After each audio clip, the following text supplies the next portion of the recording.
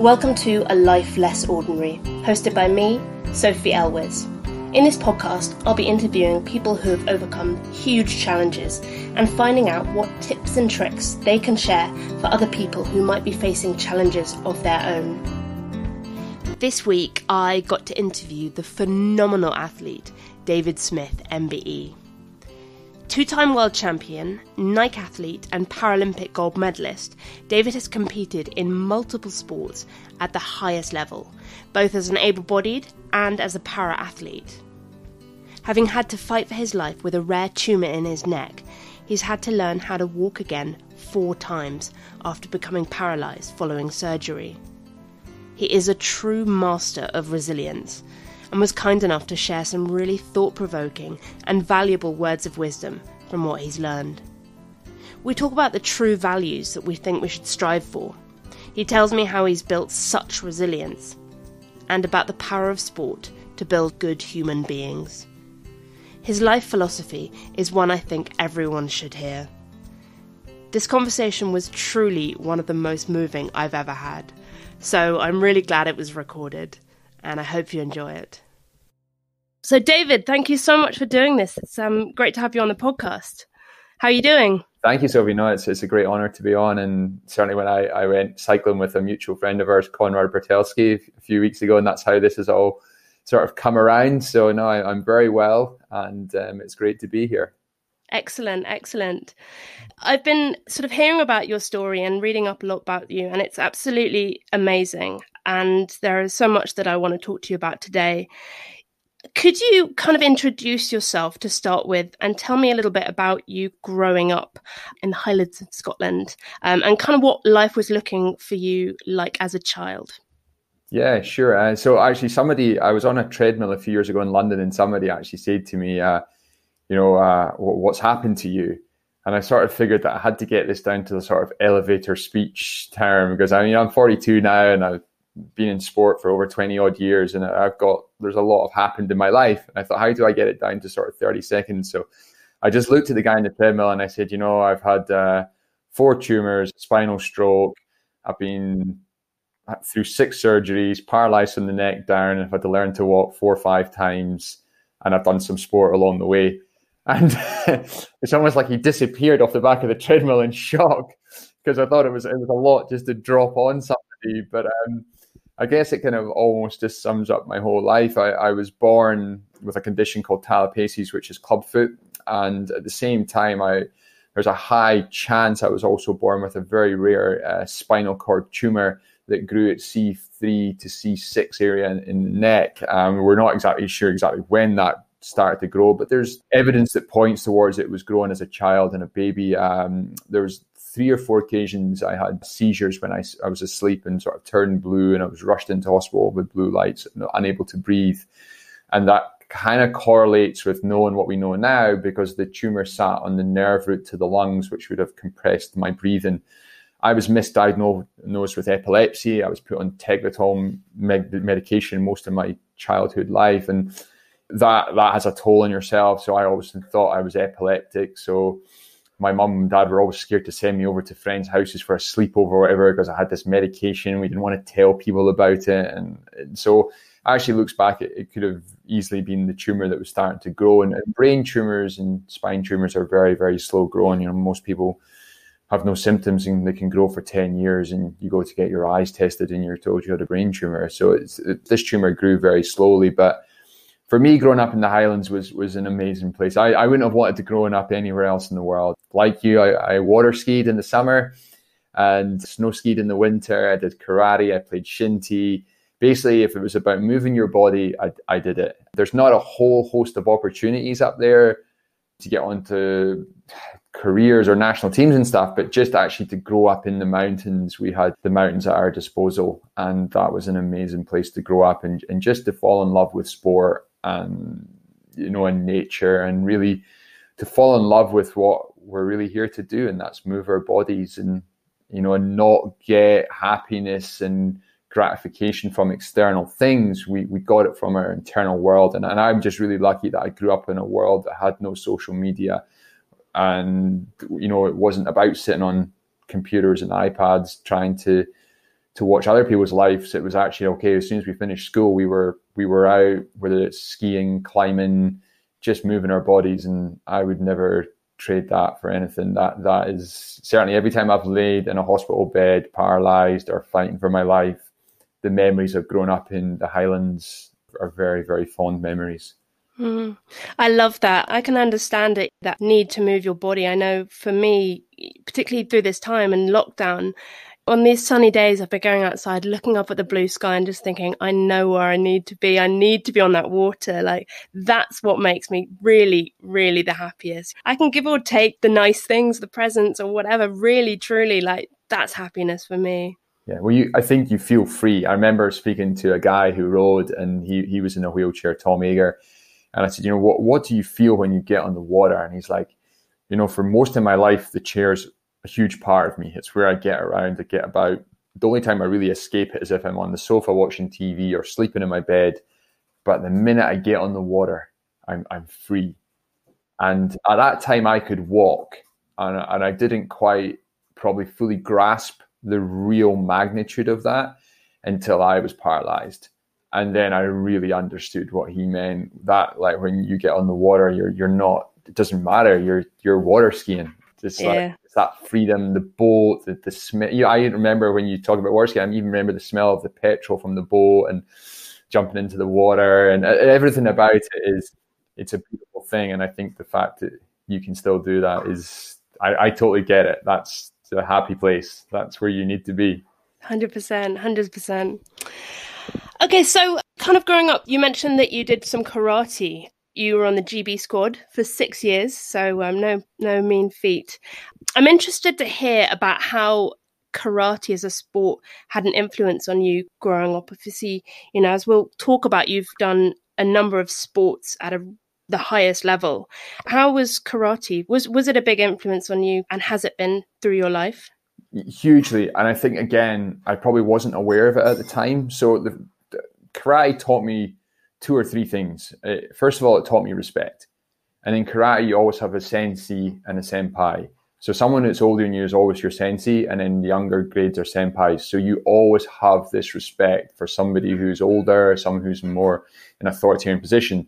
And as a senpai, you're a student of the art. So you're a student of life. So you're constantly seeking out to learn more.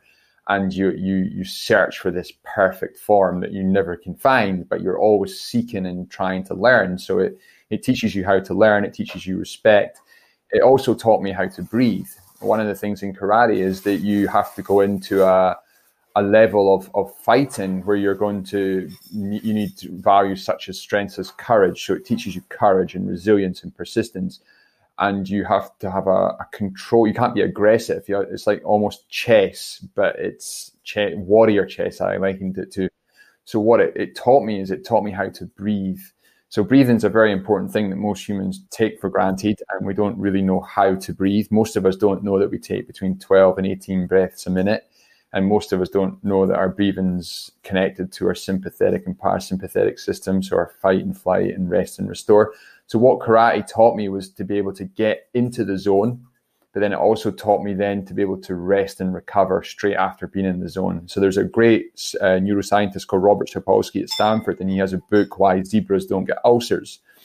So this is karate taught me why zebras don't get ulcers, and it's about how we're exposed to stressors and that we actually end up staying switched on in a high stress state throughout our day, and eventually we get ill and we burn out.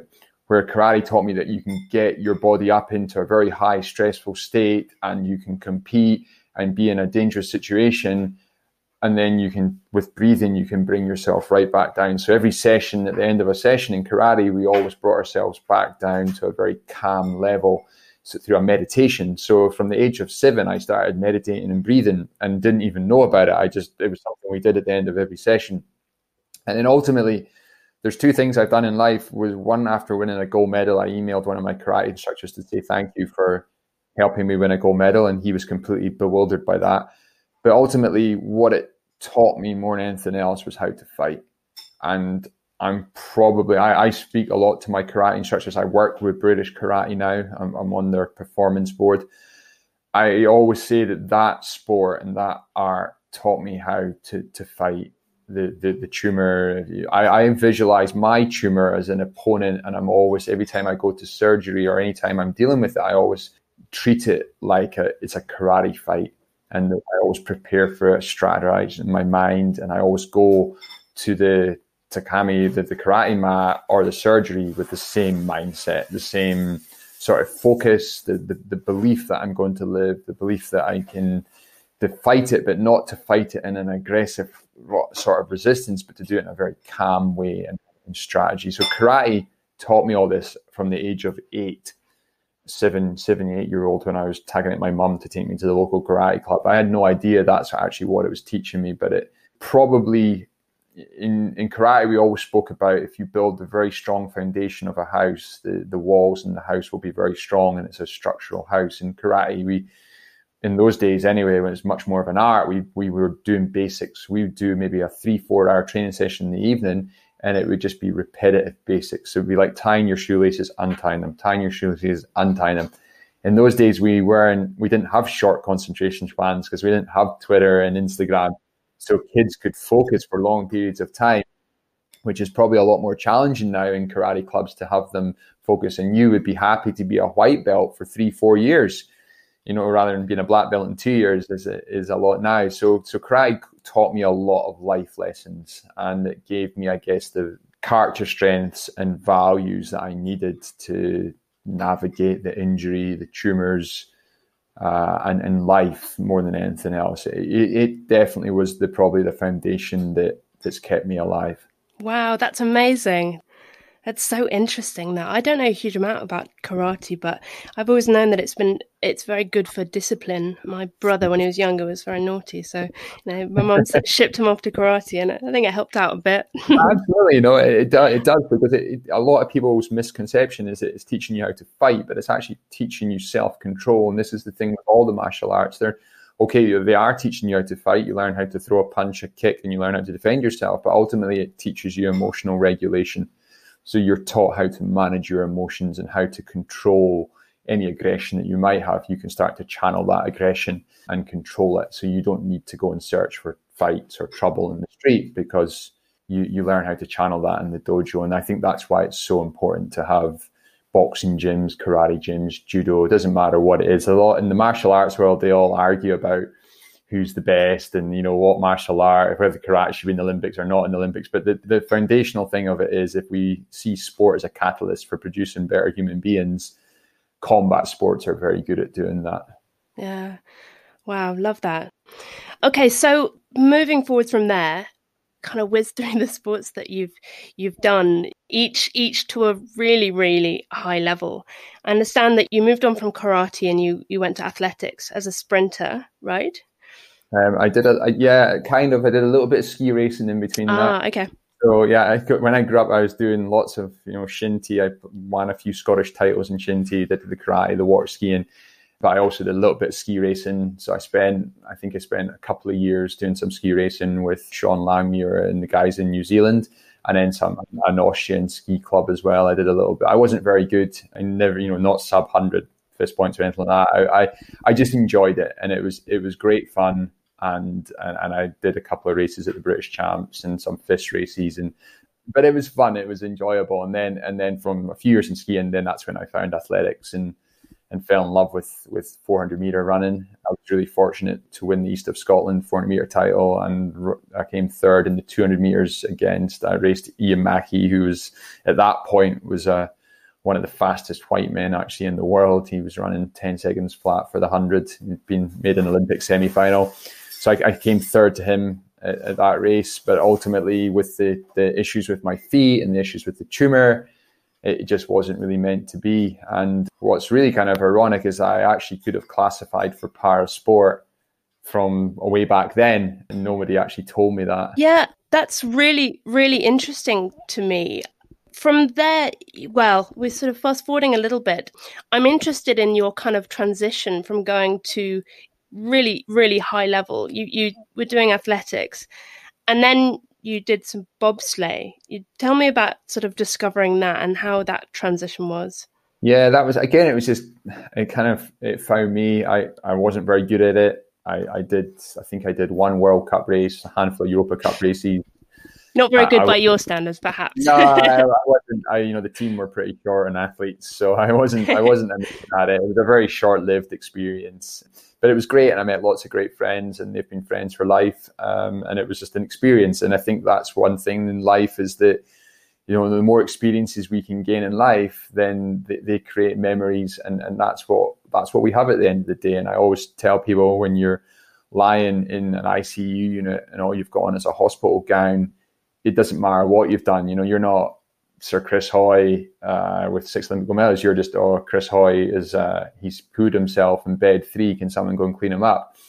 And that's where you ultimately can end up. And for me, when I was lying in those ICU beds, I used to close my eyes and just think of all the experiences and all the memories. And ultimately I thought, wow, okay, that's what we've got to do. We've got to create memories, and you get them through having experiences. So anything that's come along in my life, I've always kind of went, you know what, yeah, I'll go and try that. And it doesn't matter if you're any good at it or not. It's just about getting out there and enjoying it and savoring the moment. So I did a few seasons on the bobsleigh team. Again, wasn't very good. The tumour, the fee, all the issues were always there. And then I guess the dream job came up, which was to work for the British alpine ski team. So I went away as an assistant sort of coach stroke, conditioning coach stroke, driver, wax mat, everything. And I spent some time on the World Cup ski circuit and the Europa Cup ski circuit with, at that point, with Dave Ryden when he was on a wee nipper, no doubt. Yeah, when he was a wee nipper with long hair and no muscles. And that was a great opportunity. And it was during that time I was having some back issues, and I was working with a physio. And the physio actually just said to me, you do realize that you could have been doing para sport all this time? And I was like, really? And they're like, yeah, your foot is classifiable, which at that point I kind of thought was kind of bizarre, because my perception of Paralympic sport was people in wheelchairs or amputees. I didn't think of anything else because I hadn't known anything else. It didn't get huge coverage on the TV. There was no household real names. So for me, it was something that I haven't really experienced. And I then made some inquiries about it. And before I knew it, I was in a rowing boat living in Caversham, rowing on the para squad, which was a bit of a surreal experience. But again, I was like, this sounds like a great opportunity. And it's an opportunity, if I hadn't taken it, I have no idea where I would have been today. Some people say you might have died because you might not have found the tumour. There's a whole host of things that is kind of scary to think about what that might have been. But I often believe maybe our path is already laid out, and we're going along our paths as they are. So I was meant to go to Rowan that day and make that decision. But it was a big decision to go, because you're going from an Olympic setup to a Paralympic setup, and that can come with stigma and judgment, as you well be aware of. And certainly my first experience at British Rowing was very good. But as I say, there was definitely a few athletes who made me feel that I wasn't welcome on the team. And I remember their names, and I know who they are, and they probably won't even remember those conversations, but I do. I remember one of them very clearly. I went in one day and I put my kit bag in the change rooms, and a guy who'd won a silver medal in Beijing came in and he kicked my bag off the change rooms, and he's like, "These adaptives coming in here, this is my peg, this is an Olympic training centre, they've got no right to be here." And he went off on one, and I kind of stand there.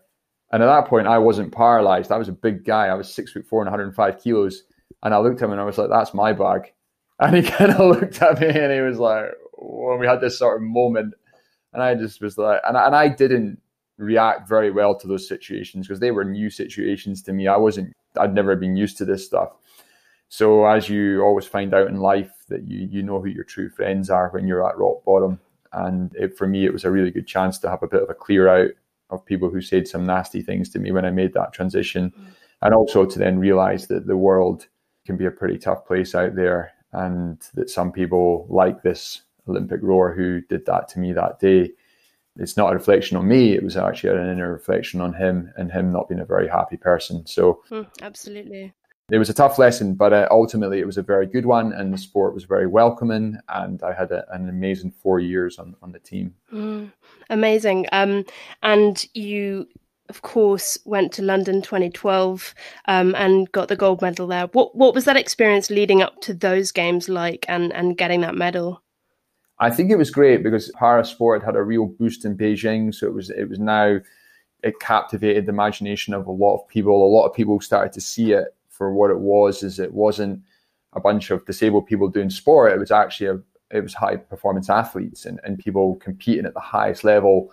And if you're not at the highest level, you ain't going to win, and you might not even get to a game. So I think London was a real showcase of that. And there were so many stories to come out of London, so many athletes. And I think the crowds, the British public embraced it. And, it was kind of great. There was that whole Olympic fever around London. Everyone was happy. Everyone spoke to each other. And it's really sad that we can't keep that going. It falls down and then everyone's grumpy and shouting at everyone again. But during that build up to London, it was amazing to be part of it. And I think as a Paralympian, to go to any games, to go to your home games is something that's all down to timing in your career. There's some people who are now winning gold medals and the best in the world. They were watching London on TV. They were just too young to be there. Some of them hadn't even started, and a lot of people hadn't even been injured at that point. So for me, the build up to it was a lot of stress. It was high pressure, but ultimately to be there and experience it all, it's something that I'll never forget, and a very, very special time in British sport to be part of that. Massively, and Paralympics, and for a lot of disabled people. I've spoken to a few people on here, including Baroness Tanni Gray-Thompson, and hearing her talk about being in that world from an early age and going, we're not competing at London 2012, obviously, but, seeing that come to fruition, it's just massive. I know it was for me, it was the year after I got injured, and literally being back at home, being this terrified 22-year-old and just seeing these athletes performing at such a high standard and seeing them on the same stage, as able-bodied Olympic athletes. Extraordinary. And I think you're right there, because I think when you're injured, you're in such an acute environment, you don't see what's possible. You're only seeing in the bed opposite you. You're seeing yourself, and you're thinking, "Oh my God!" And it's all bad news, really. In those early days, it's not the most pleasant thing. You're learning about your injury, you're learning about your body and what's going to happen to it. You're also seeing other people who are maybe not dealing with it so well. And then you see people who are like 3-4 years down the line, and they're doing superhuman things. And I think that is so, so powerful. And I know when I was paralyzed in 2016, I searched out people online. I wanted to see people who were smashing it. I wanted to see people who were doing the impossible, because I didn't want to be the guy who was just sat looking out a window for the rest of my life. I wanted to find, okay, what are the, and Malcolm Gladwell talks about the outliers. I was like, what are the outliers doing? That's who I want to be, the outlier. I don't want to be the part of the people that the nurses are telling me, look, this is your new life. You're going to have to use a fork knife for the rest of your life and be spoon fed and wash, and you're going to have to wear a nappy and do all these things. So I was like, no. Show me what the guy who's swimming with no arms and no legs, I want to see what he's doing.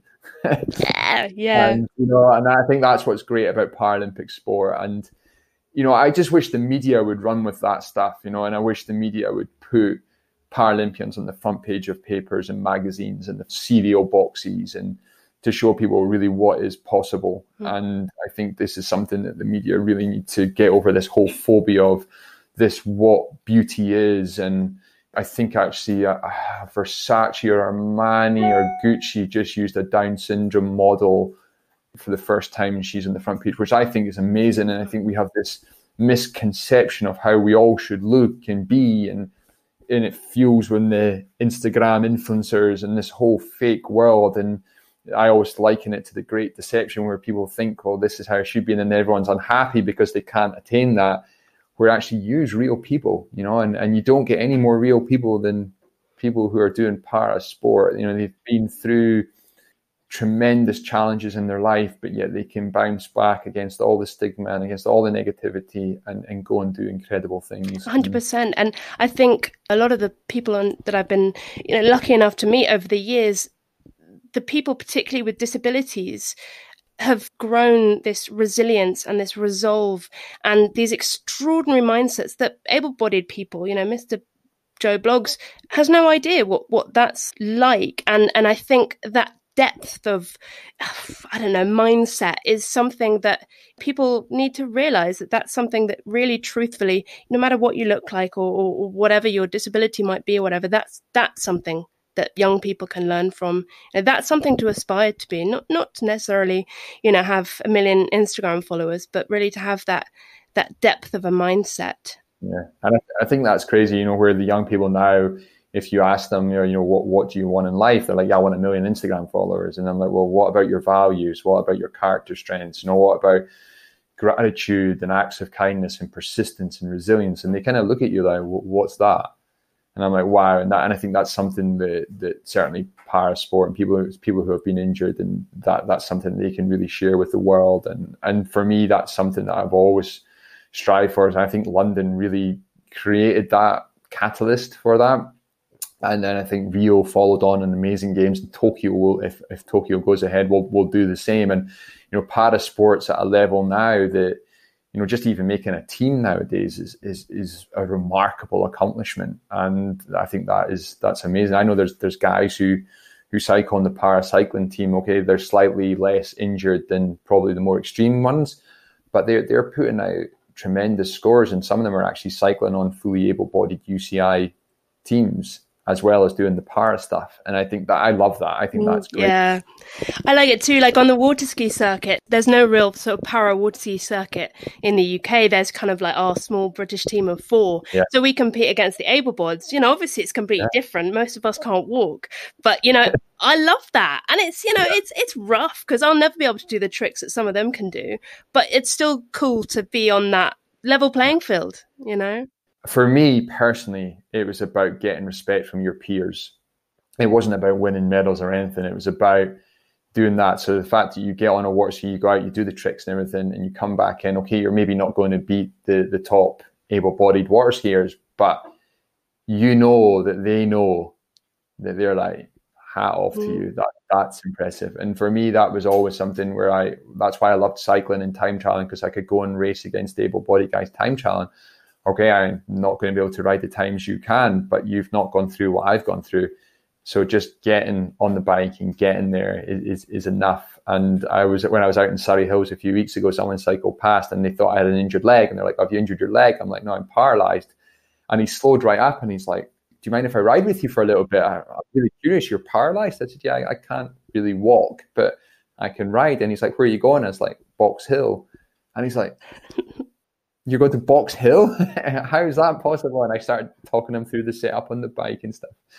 And he actually got in touch with me via email that night to say, hey, it was great to ride with you. And I mean, I couldn't have kept up with him, but just to ride for 10, 20 minutes, have a little discussion. And, for me, that meant a lot. And actually that encounter almost meant as much as winning any medal did, because you had a real influence on someone's life just for that short period of time. And I think that's the real power that people who have been through an injury, let's call them the injured outliers. The injured outliers can have on the world. They can really have a positive effect. And I actually always try to say to people, that to wake up with gratitude every morning. And most people search for these big external things to make them grateful. But actually, as we both know, that having gratitude for your legs and your breathing is amazing, and you don't know how grateful you are for those two things until you lose them. 100%. Could not agree with you more. That kind of brings me sort of forwards a little bit. You talk about, waking up in the morning and being grateful. You have extraordinary amounts of resilience, and your mindset seems to be just incredibly strong. And I wonder, what kind of routines or habits do you have in your life that help you now, but also kind of, you've spent a lot of time in hospital, and that's something I want to talk to you about. You've been in hospital multiple times, learned how to walk 4 times after surgery, time and time again. People never have to do that in life. Sometimes people have to do it once if they have an injury. That's just extraordinary. And I wonder, what sort of routines or habits do you employ to enable you to kind of have that sort of resilience?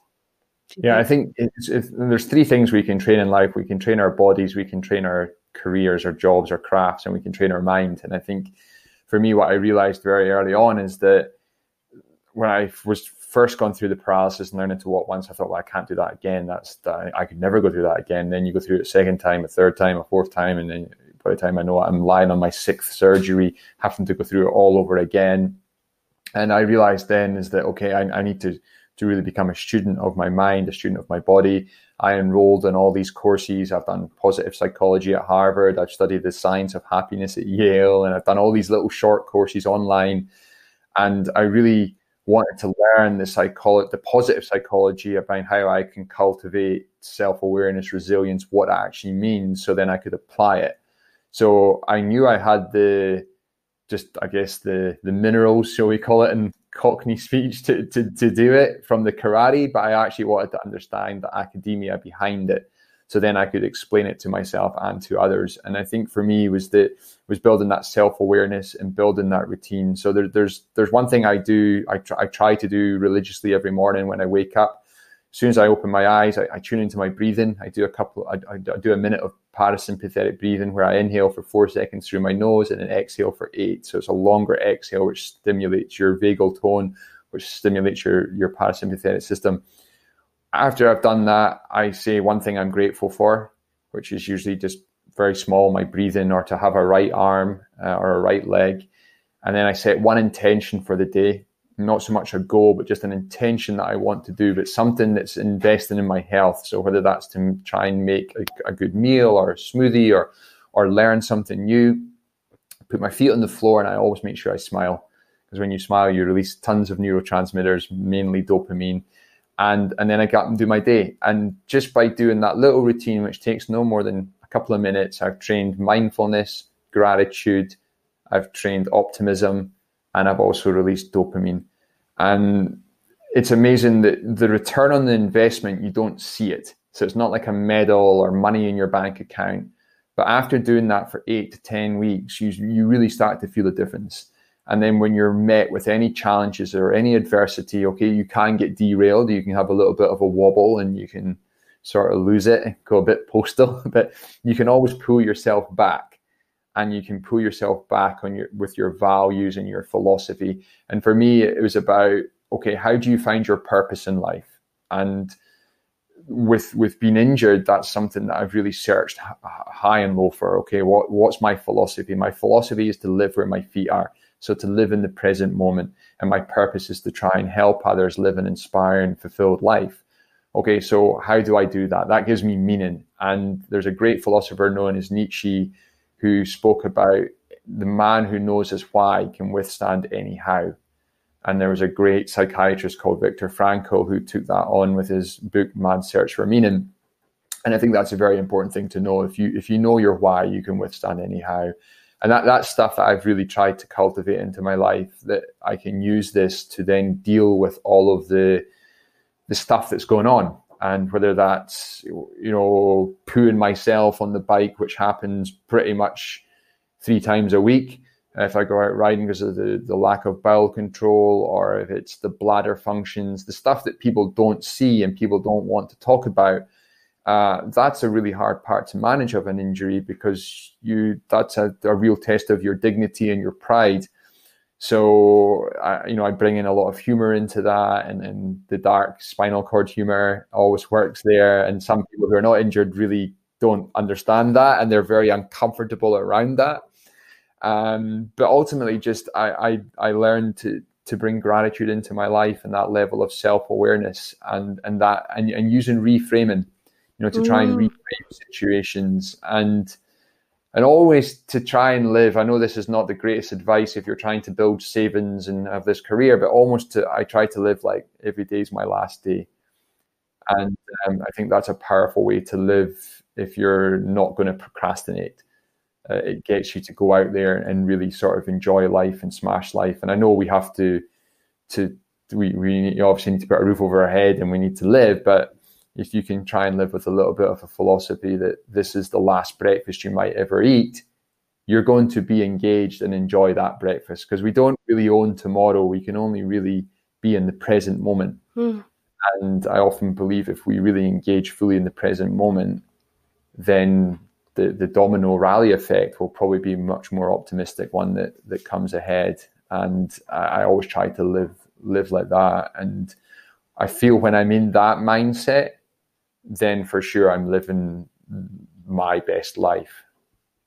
I love that. I love that. It's particularly interesting about reframing. I think that's something that everyone can really learn from, about kind of looking at your situation and thinking, okay, I could see this as the worst possible thing ever, and you have an accident or whatever, like, bladder accident or something like that. And actually to reframe it and think, okay, so what can I learn from that? How can this benefit me in the future? Or, I think it's powerful stuff. And I think it is, and it all kind of starts with self-awareness and acceptance of the situation. I think when you accept what has happened to you, whatever that may be in life, then you can start to find your purpose and your philosophy, and you can start to live a purposeful life. But if you can't accept the situation you're in, then that's going to be a really hard place to get to. And acceptance is different for different people. We're all very different and very unique in that way. And I think that some people find acceptance very early on, and some people find it later on. And then some people never find it. But I think certainly just building the network around you that can help you and support you in that acceptance is definitely really important. And I know that I get huge anxiety about going on my bike. When someone asks me to go for a bike ride, I'm super excited to go and ride with people, but then I have the poo anxiety, I call it, where I'm like, oh my God, I'm going to need to poo. I'm going to need to poo. Now, if I'm on my own, it's okay because I can pull over and climb a fence and go and down some bush and do whatever I do. And I get really stressed about it to the point I'm sitting on the toilet, back and forth from the toilet, back from the toilet, back from the toilet. And this is something I never had before a spinal injury because I just didn't think about it. And all of a sudden I'm like, well, this is something that's really important because you can't feel when it's happening and you have no control when it is happening. But then I actually realized if you're actually out with people and just explain it to them, they're probably going to be okay about it. But it's my own anxiety that I'm creating up all this what ifs and energy in my brain, and I'm wasting my time, where actually if I just reframed it and thought, well, actually if I just explain to the person I'm out with, they're going to be cool about it. So why did I spend all morning worrying about something that may or may not happen? And if they're not cool about it, probably worth kind of reframing why you're hanging out with them. Yeah, well, exactly. That's the thing. If they're not cool with it, then I probably shouldn't be riding with them anyway. Yeah. So spinal injuries, they're a very challenging thing. And, I guess for me, certainly, I do live in hope. I probably use the word hope rather than optimism. I think optimism, you can have this unrealistic level of optimism. So I think I live in hope that one day that I am going to move again. I think that there's a lot of great work going on with companies like Neuralink, with Elon Musk. They're doing some pretty fascinating stuff out there that you never know. In our lifetime, we may see the time that people are standing and walking out of wheelchairs. And I think that would be a tremendous medical frontier to have that opportunity. And I know there's some people that might not be for that. Again, everyone's entitled to their own belief and their own view, but from a personal point of view, I think that's something that I would definitely, I'd be willing not to be a Paralympian to have all my limbs. Give up that gold medal. Yeah, I would be willing to give up that gold medal to have all my limbs. Yeah, that's huge. Something that you kind of touched on before was really about kind of living in the present, and something I'm interested in. Obviously, you've had a long and massively successful career as an athlete.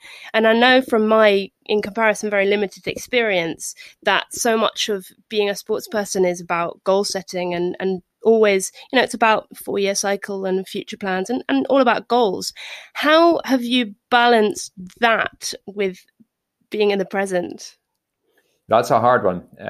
It's a very, very hard one. I think I read a great book called The Confidence Gap. I can't remember the name of the author, but he spoke about setting this goal and having this plan. And I've always done it my whole life, but then detaching from it. So, okay, if my plan is to say race in Paris in 2024, okay, I've set that as my long-term goal. Okay, but I'm going to detach from it. There's no point living in Paris in 2024 because we don't even know if it's going to even be there in 2020. We don't know what's happening in 2024. So, and I just take myself back and I always remind myself, what's my philosophy? Okay, it's to live where my feet are. And your brain's an interesting thing because it usually lives in two places. It's either living in the past or it's living in the future. And if it's living in the past, it can sometimes be living with regret, and I shouldn't have done this, I shouldn't have done that. And the problem is, if you're driving a car and you're looking in the rear view mirror, you're going to crash into things. So I always try to remind myself of that metaphor. And then if you're living in the future, well, you can start to become anxious and you start to build the what if bridges. So I think, again, self-awareness, you set that long-term goal and you come back to the process and you fully engage in the processes. And I think that's a great lesson when you're injured, because when you're first injured, your ultimate goal is to walk. But if you hold on to that, you're just going to be devastated each day because you can't walk. And so if you set yourself the little small, whether it's just to sit up in your bed or maybe to brush your teeth, you get these miniature rewards, these micro rewards all the time. So you have great releases of dopamine, you feel happy, you're engaged in the moment, and then you go to bed every night happy, you achieved a lot of things that day.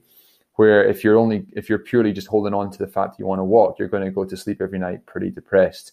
So I learned through that book, and also through the process of learning to walk so many times, it was actually, okay, these goals are very important because they give you that direction, they give you the motivation that you need and the commitment you need to commit to something, but ultimately that you bring yourself back to the process. And, and I always say to people, if you don't enjoy what you're doing, why are you committing to a 4-year Olympic cycle? It's madness. Mm-hmm. Or just to win a medal, and then what are you going to do? If you're not enjoying what you're doing, then you really need to walk away from it and reevaluate your values and actually what matters to you in life. And if you're a person who is type A and you have to win, then that's a great environment for you. For me, I'm not like that. I don't have to win. For me, I just enjoy my sport. So I've left British sport now. I have nothing to do with British competitive sport. I'm just doing my own little thing, and which might mean I'm competing for Jamaica, or it might not. I'm still training exactly the way I did as an athlete on the British team, but I don't have the pressure of winning because ultimately I'm happy with 4th place. 10 years ago, I wasn't. And this is the thing you have to understand with the philosophy, it changes as we age and as we go through life. Our philosophy can be different for different parts of our life. And for me, my philosophy now, after all the surgeries and tumours, is actually I just want to live a fulfilling life and help other people. And to do that, I don't need to be winning medals. I can do that without winning medals.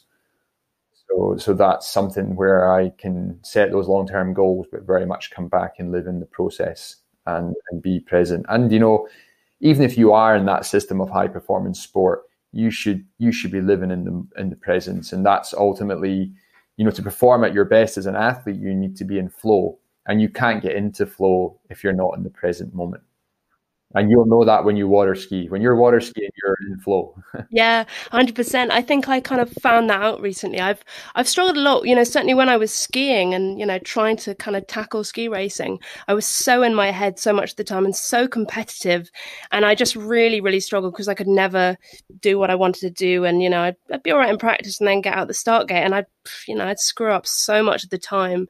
And really, with a bit of, quite a lot of self-reflection and a lot of reading various books, which is, I want to talk about also what you've learned from Dr. Steve Peters. Because, I spent a good chunk of time, trying to really develop myself and stuff. And actually, I was at the World Champs last year in water skiing, and really I kind of managed to get into that flow and just enjoy that moment. And it came, which is, it's a beautiful thing, but trying to access that is hard, Yeah. It's hard, and actually you're in the perfect sports to do it, extreme athletes, skiers, water skiers, base jumpers, all these guys, they access flow all the time. But like you say, if you're living in your head, which competitive ski racing can put onto you when you're in the start gate, I've got to perform, I've got to win these medals to get funding, I'm deemed a failure if I don't win a medal. All this stuff you're in your head, and you're then trying to mechanically ski. You're trying to make it happen rather than just let it happen. So there's these triggers to flow, and actually being in a relaxed state. And the great thing with flow is that there's a real myth about this whole how much you use of your brain and stuff. But actually with flow, you actually use less of your brain. Your prefrontal cortex goes offline. So the prefrontal cortex, which is your ego and your little voice in your head, your consciousness, I guess, it actually goes offline in flow. And you're just in this sort of subconscious world. And, that's a great place to be. But like you say, it can be hard to get into because actually we're hung up on ourselves. And the more we're fighting it in our brain and trying to be cognitive, then the less chances of getting into flow are. So there is a number they talk about in neuroscience that they've come up with this number that's 4%. So if the challenge is just stretching you by 4% of your ability comfort zone, then you're more likely to go into flow. So that's a number they've put onto it. But for me, it's I living there. I living out of my head, getting on the bike and going and riding. And where before I rode, it was always about, well, I've got to hit these numbers for British cycling, the UK Sport have set, and I've got to do this. And it just you're just not in flow. You're living in your head and riding. And I thought, well, this is crazy. Like, I'm only going to live once. I don't want to spend my whole life chasing numbers. It's ludicrous.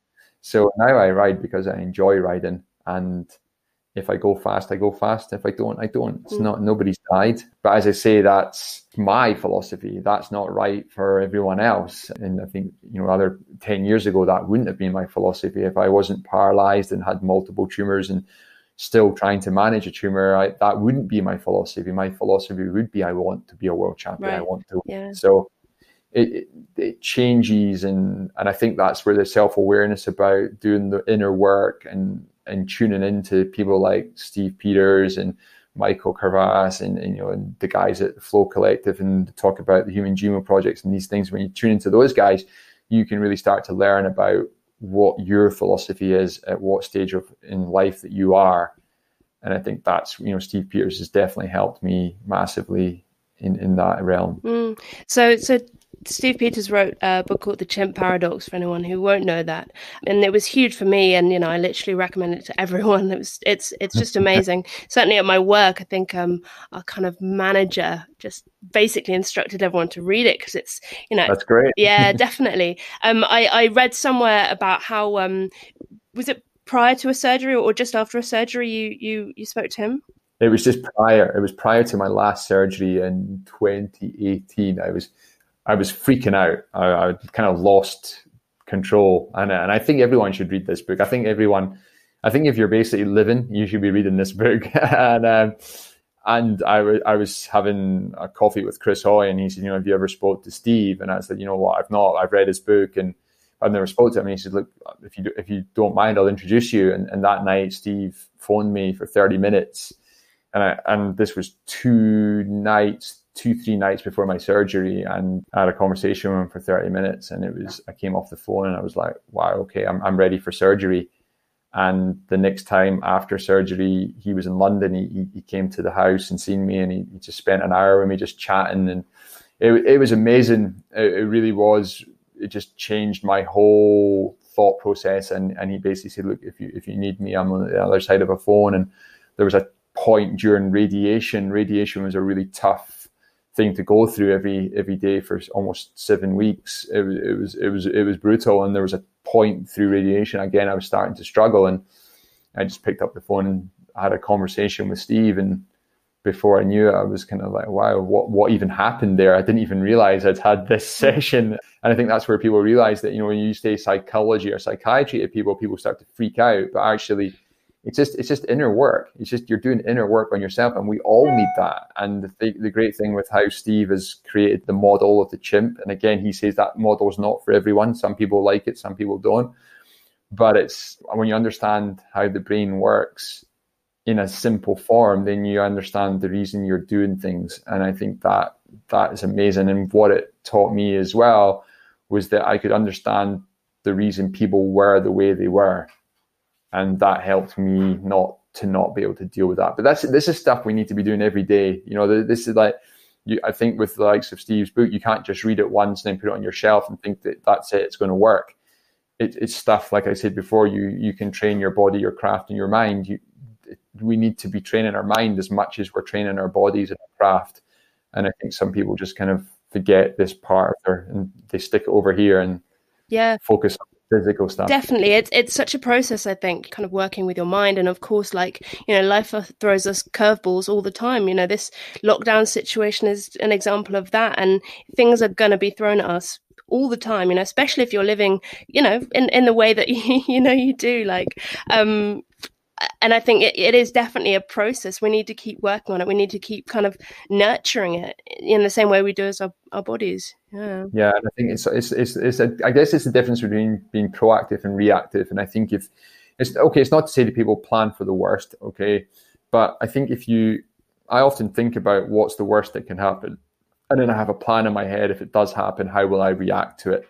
So, like, if I'm going to go out and ride my bike in a couple of days' time, what's the worst things that can happen on that bike ride? Okay, people might shout at me, but then I can actually start to plan how I will react to those situations. So rather than me being on an impulse, I've already played these scenarios in my head. I've already visualized how they're going to come. Okay, if somebody shouts or says something nasty to me about being disabled, I'm not going to have an emotional reaction because I've actually already had a plan. So I can have more of a cognitive, rational experience. And that's something that's very hard to do. And I think the more we tune into that, and I've got to remind myself, even talking about it right now, I'm thinking, oh yeah, okay, there's all these things I've probably not reacted emotionally in the right way to.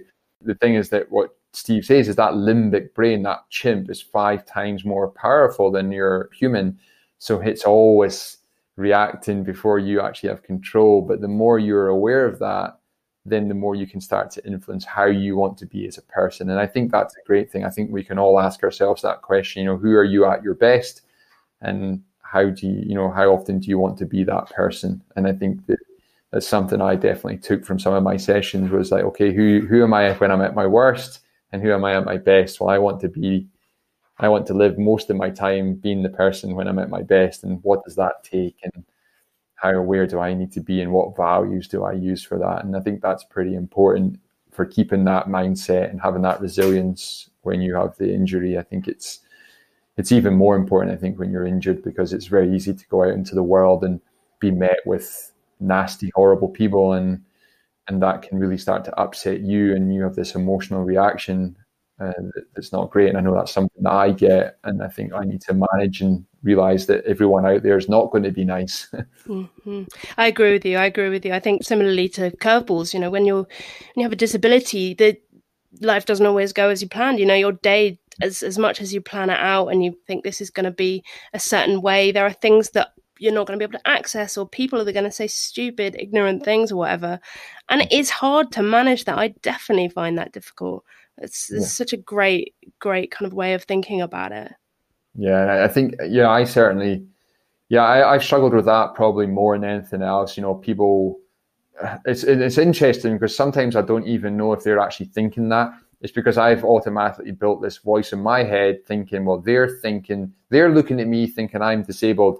So, they're conjured up all this beliefs, but that they've come around because of experiences I've had. And the thing, people treating you like you're stupid when you're in your wheelchair, or talking down to you, or, all these things have happened, and they've actually started to create neural pathways in my mind that when I go out now, I'm just looking at people thinking, well, you're looking at me thinking I'm disabled. And if I actually ever bring it up, some people have not even noticed. I'll actually bring the disability up in conversation, and people went, oh, I didn't even know there was anything wrong with you. That's so interesting. That's kind of like a bit of a light bulb just then for me, thinking that, because I definitely, some days I'll go out and, particularly if I'm a bit tired or a bit scratchy or whatever, and if someone does something or says something or even looks at me in a certain way, I'll immediately, my defenses will come up, and even if I don't say something, I'll maybe give them a glare or whatever. But actually, I think you're completely right. Those people, they're probably not giving me that face because I'm in a wheelchair. They're just doing that anyway. But it's my sort of defenses thinking, like, that's so interesting. It's your chimp. Your chimp is keeping you safe. That's the thing with the amygdala and the limbic system. It's there to keep us safe ultimately. And it's always scanning around. And if it thinks you're going to be in danger, it'll try to protect you. And then sometimes that can hijack you. And I'm very guilty for that. I'm very guilty for going out and thinking people are judging me, people are looking at me, people are staring at me. Okay, he didn't smile at me, that's because I'm disabled, or he did this to me, it's because I'm disabled.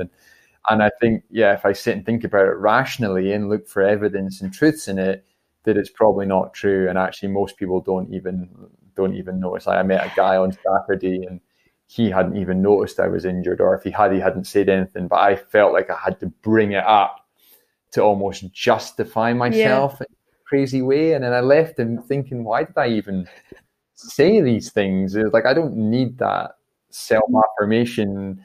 So it's something I think that's like constant work that we probably all have to work on. And it's a human trait. I think humans try to judge. And I always say, come from a place of compassion for yourself and for others. And then obviously I have that that British rower who says to me, oh, you guys are all just playing. And then that reinforces his mindset. But I've got to realize that not everybody's like him and not everyone thinks that way. And actually we should look at the people who look and go, wow, that's amazing what you're doing. And I like the injured outliers philosophy analogy, the metaphor of that's the kind of category that I guess that we all sort of fit into. And I think that if we live in that world, then we think, okay, if people are looking at us and staring at us, they're looking and thinking, wow, that's cool. Like, I wish I could do that.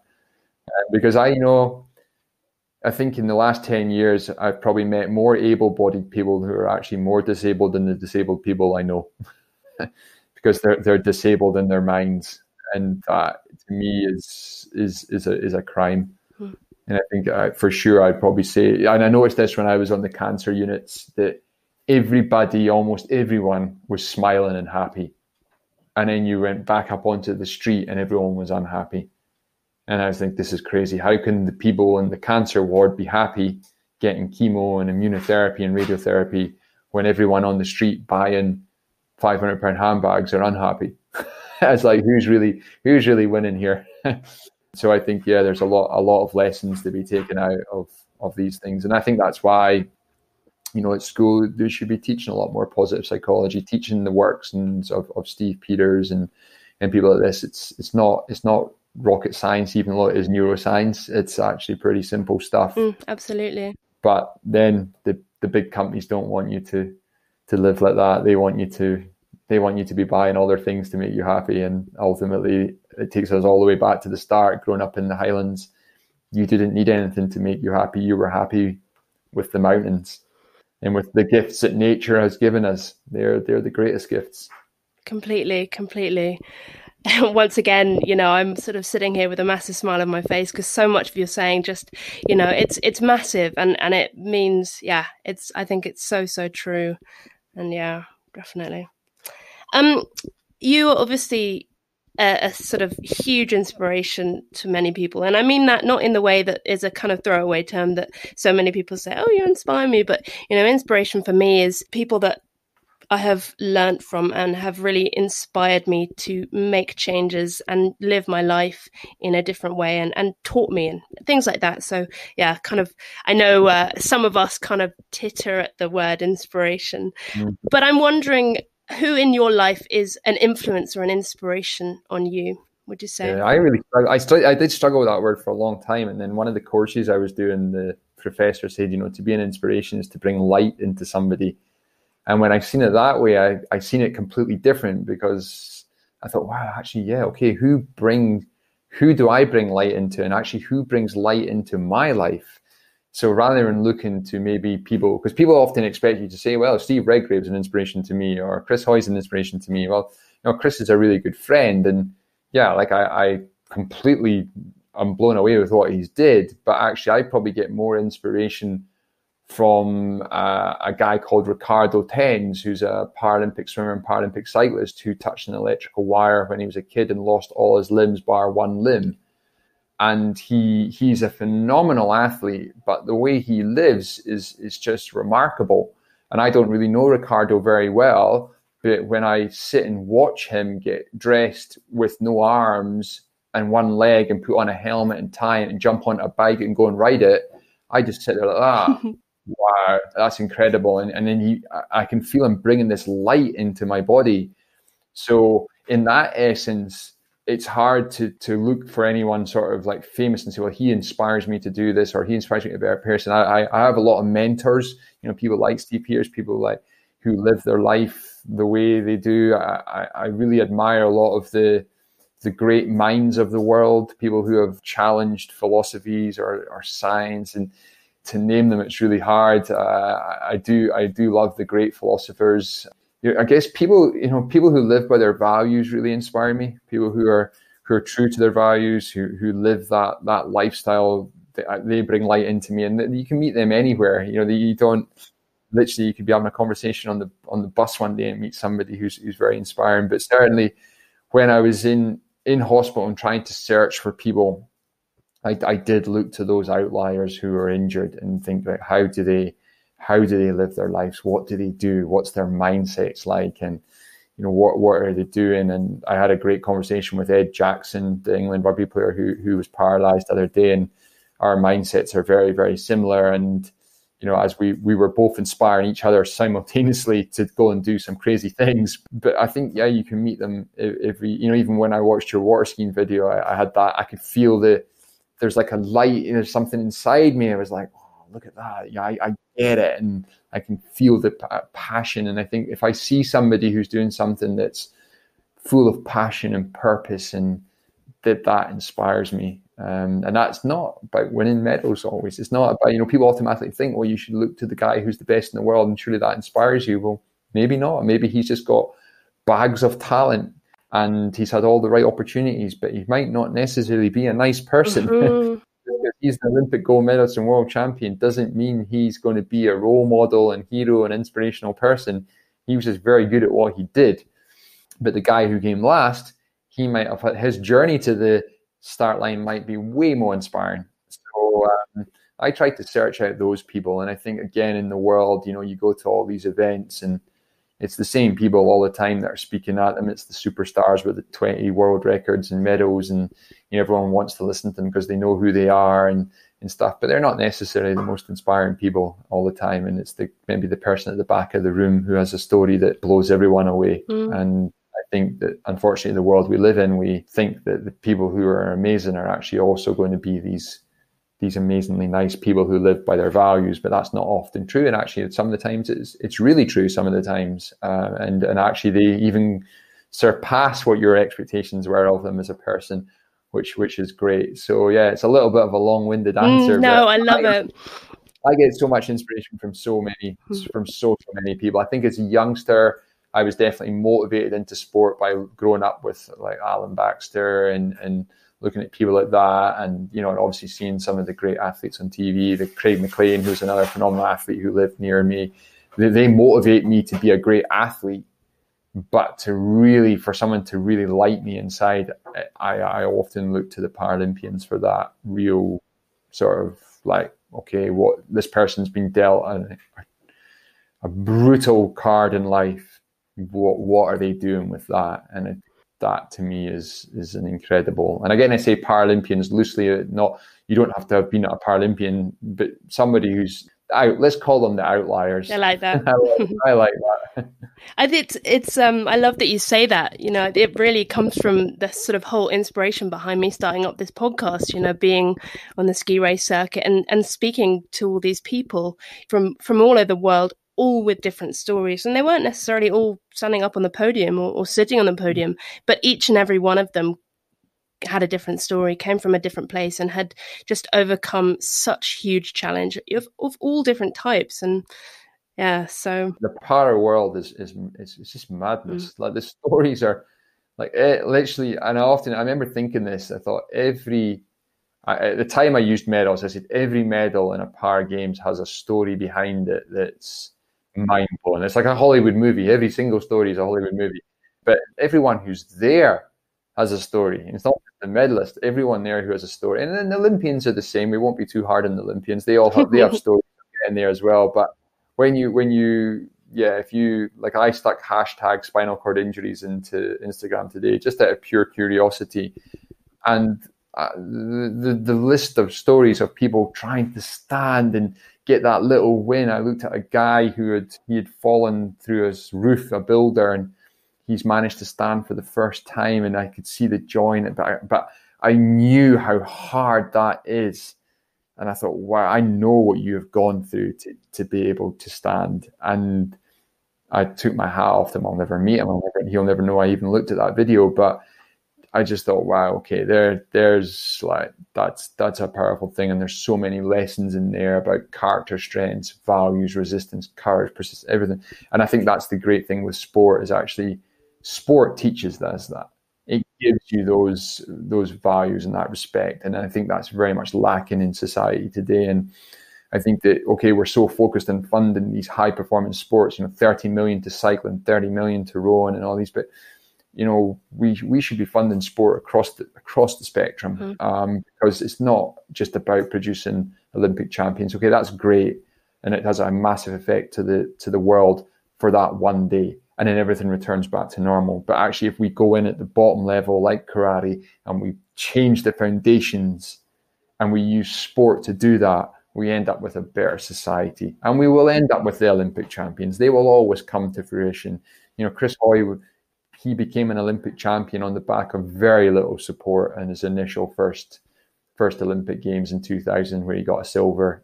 A lot of funding had only just come in. So we need to really channel that and use sport in a good way that builds good human beings.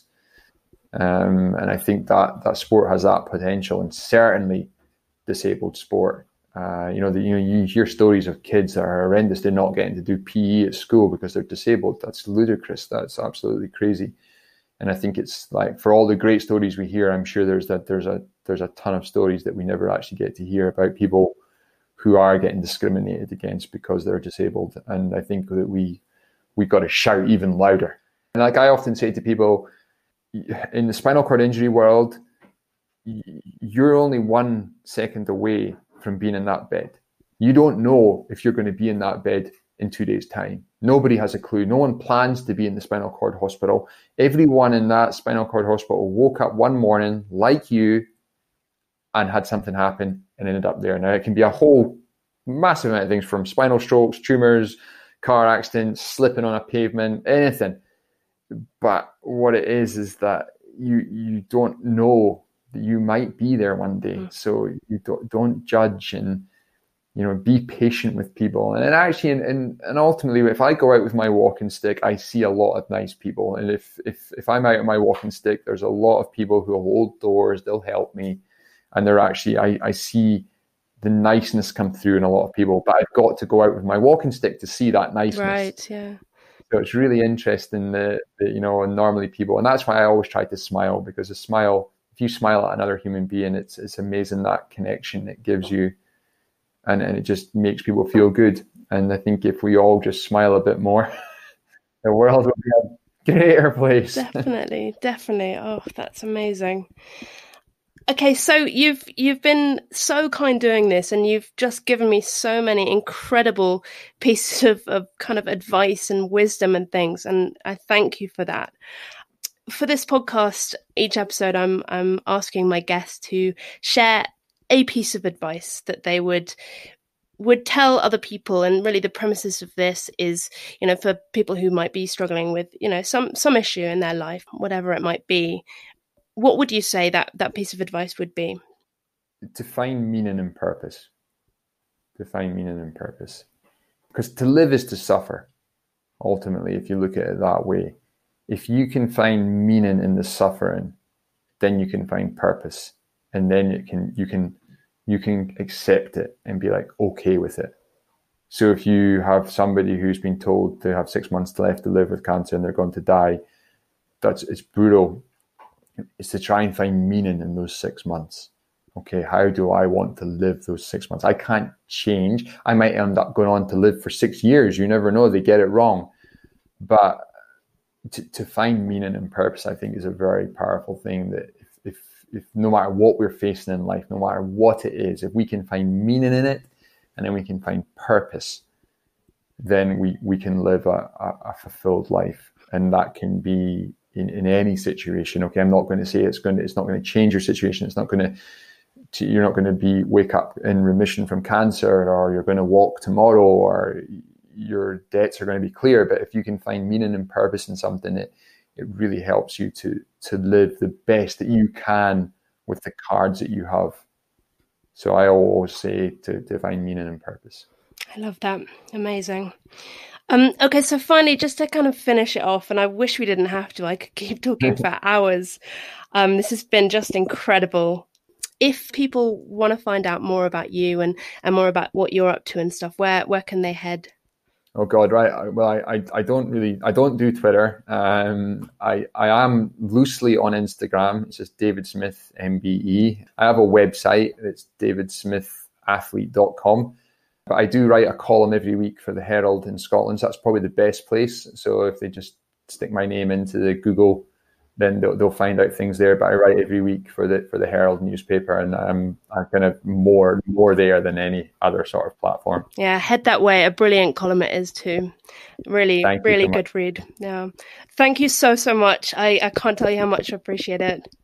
No, thank you for having me on. It's great, and thank you for everyone who's tuned in and listened. I know Conrad he said he's going to listen in, so he's a great guy, and I'm so glad he introduced us, and I've had a wonderful time, and hopefully, when the COVID stuff's over, we can meet up, have a coffee, and chat sport. I think I wish. I was gonna say, get you down to the lake. I think that would be. I'll come and sit in the boat, and you can show me how it's done. Nice one.